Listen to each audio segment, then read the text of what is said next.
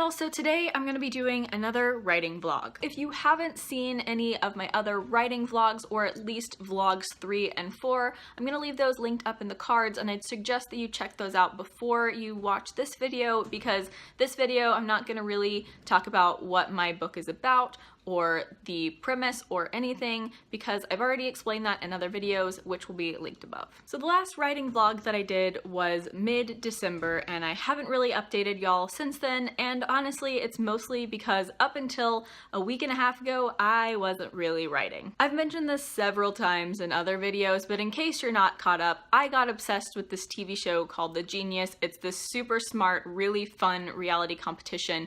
I will leave a link up in the cards to this video that I did just talking about it and how awesome it is.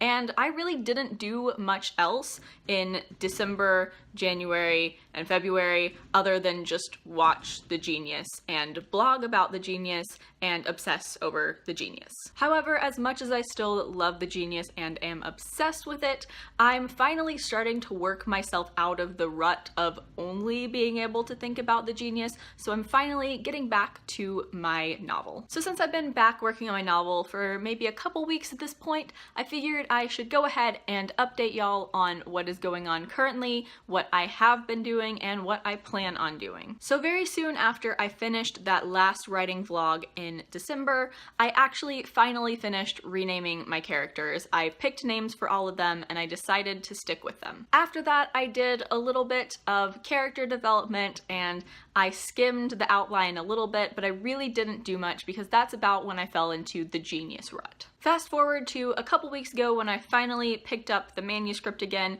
one of the first things that I did was some more character development. Back in December, I'd actually compiled a ton of those very detailed, character surveys, and when I say very detailed, I mean 10 to 15 pages of questions for your character, and I kind of took a bunch of them and mashed them all up into one, making sure that there weren't any duplicate questions and that everything made sense and there weren't any ones that I thought were completely dumb or stupid or pointless. So essentially I kind of created a master list character survey from a bunch of different character surveys that I found online. And then I went through and I took the survey for my main character, Charlie. And what I really wanted to do was kind of assess where I was at with her character right now before I do any editing or changing of the draft. So if there were questions that I really just couldn't answer, I made a note of it and I decided to come back to it after I finish a read through of my manuscript. I didn't want to just make something up off the top of my head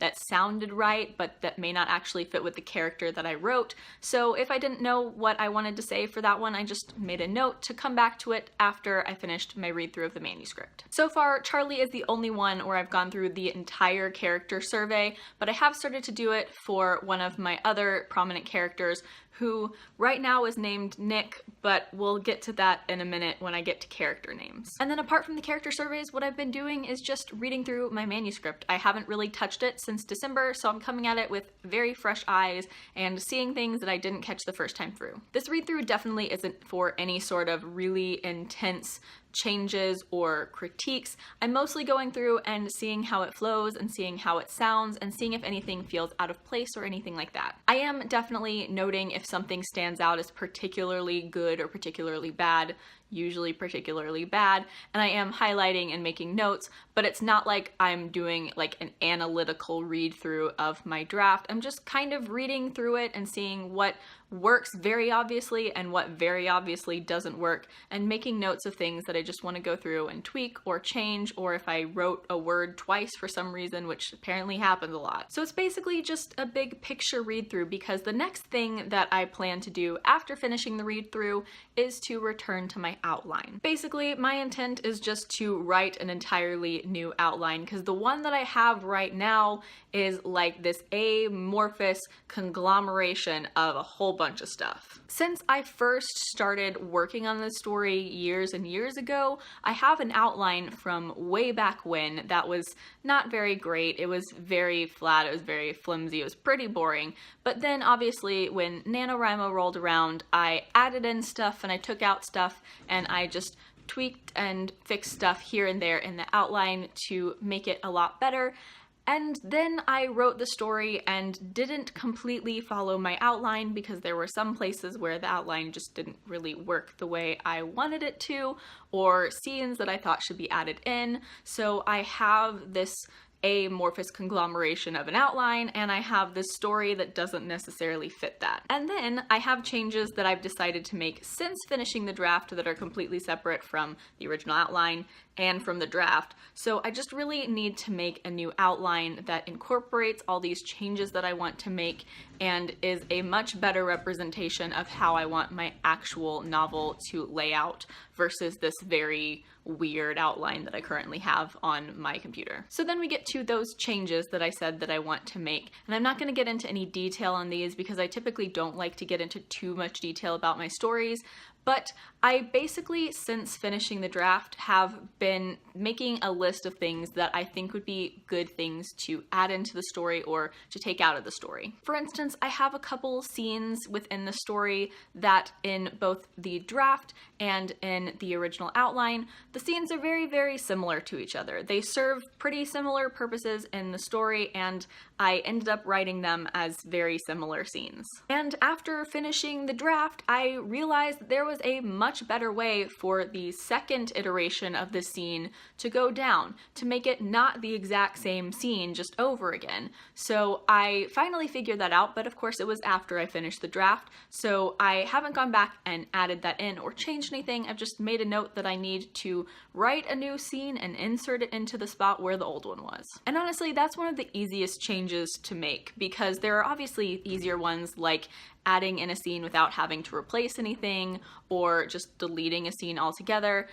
But then there are some large changes, like an entire subplot for my main character that I didn't come up with until the last few chapters of writing the draft. I realized the merits of writing subplots way too late in the writing process, and I ended up coming up with one that works really, really well for both my story and for my main character, but I came up with it with like 3 chapters left of the draft. So the draft has like the resolution of the subplot in like one of the last chapters, but it doesn't have any of the beginnings of the subplot or any of the meat of the subplot because I didn't come up with it until I wrote that chapter. So basically I'm gonna have to go back through the manuscript and add in scenes and tweak scenes so that this subplot runs throughout the entire book, and I'm probably gonna have to do this for subplots with other characters too. I just haven't really solidified those subplots yet as much as I have with my main character. I think the weirdest thing to me is that one of my other very prominent characters already had a subplot that I had written in for him,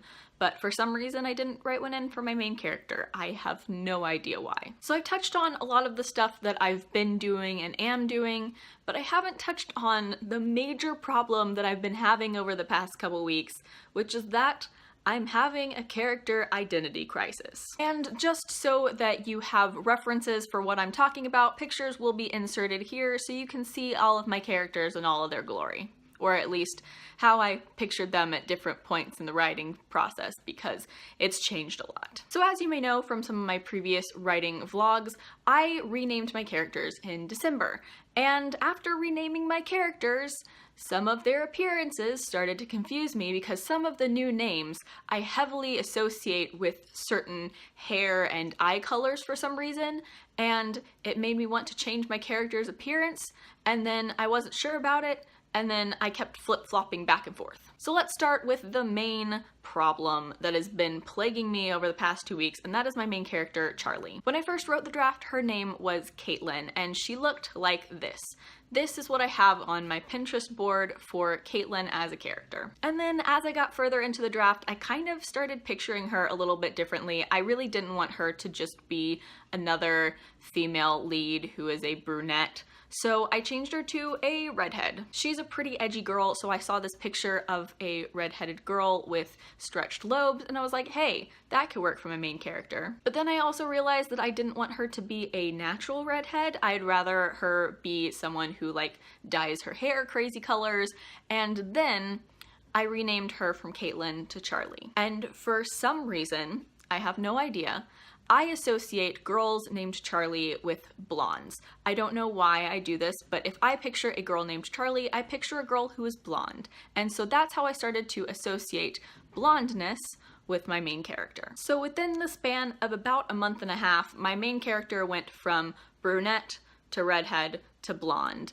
to question mark because I'm not sure if I want her to be blonde. And if that wasn't hard enough to figure out, her sister Kim is also blonde. I've never decided if she was a natural blonde or a natural blonde who enhanced it to a lighter blonde, or just was someone who wasn't blonde and dyed her hair blonde, but throughout every single stage of my story, Kim has been a blonde. Which is totally fine, except for the fact that Charlie and Kim don't really get along, and the last thing Charlie would ever want to do is have the same hair color as Kim. And since she's a big fan of all things edgy and alternative, she's also a big fan of hair that is colored unusual colors, so if she happened to be blonde naturally, and Kim was also blonde and didn't dye her hair or was just an enhanced blonde, Charlie would probably end up dyeing her own blonde hair something crazy like purple or blue or red just to be different from Kim. But then that doesn't match with the Charlie that's in my head, so her personality is causing me appearance problems, and it's very frustrating. As of right now, I'm leaning toward her being a natural blonde who keeps the blonde mostly so that she can add